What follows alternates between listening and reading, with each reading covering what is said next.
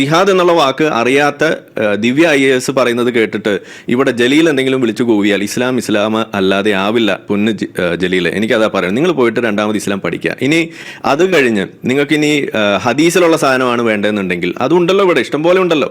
ഇവിടെ പറയുന്നു എന്താണ് ഈ പറയുന്ന എന്താണ് ഈ ജിഹാദിനെ കുറിച്ച് പറയുന്നത്. ഓരോ വാചകങ്ങൾ നിങ്ങൾ എടുത്ത് നോക്കുക. ഇതിൽ മറ്റൊരെണ്ണത്തിൽ നിങ്ങൾ കാണാം, ഈ ഹമാസിന്റെ ചാർട്ടറിൽ തന്നെ എഴുതി വെച്ചിരിക്കുന്ന കാര്യം എന്താണെന്ന് ഞാൻ പറഞ്ഞു. അവരവിടെ നോട്ട് ചെയ്തിരിക്കുന്ന ഒരു ഹദീസ് എന്ന് പറയുന്നത് ബുഖാരി 2926 എല്ലൊക്കെ എഴുതി വെച്ചിരിക്കുന്ന കാര്യമാണ്.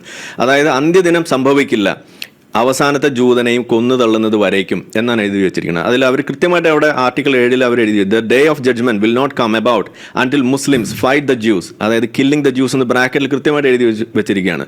When the Jew will hide behind stones and trees, അതായത് കല്ലിന്റെയും മരത്തിന്റെ പിന്നിൽ ജൂതന്മാർ ഒളിക്കും.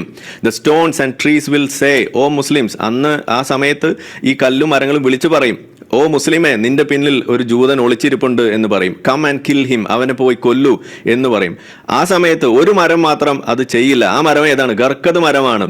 ആ മരം ജൂതന്മാർ നട്ടുപിടിപ്പിക്കും എന്നും കൂടിയൊക്കെയാണ് ഇവിടെ പഠിപ്പിക്കുന്നത്. ഇത് എല്ലാ ഭാഷയിലും ഇൻക്ലൂഡിങ് മലയാളത്തിൽ മദ്രസയിൽ വെള്ളിയാഴ്ച പള്ളികളിൽ അതുപോലെ മതവേദികളിലെല്ലാം പ്രസംഗിക്കുന്ന ഇവിടുത്തെ ഉസ്താദുമാരടക്കം ഉള്ളപ്പോഴാണ് ജലീൽ വന്നിട്ട് പറയുന്നത് നമുക്ക് വലുത് ദിവ്യ IAS ആണെന്ന്.